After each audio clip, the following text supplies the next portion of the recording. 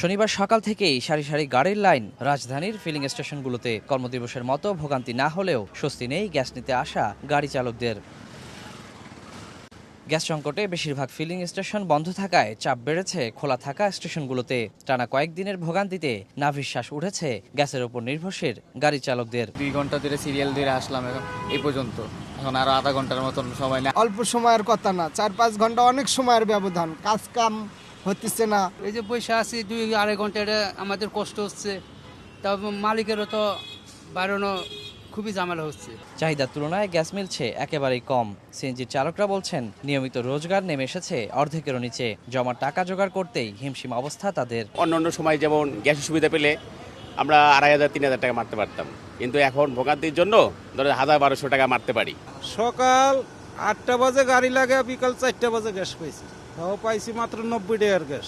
এ দিয়ে চলার মতন কি মালিক রে দেবো, না নিজে খামু, না আমার ফ্যামিলি রেখে চালাম।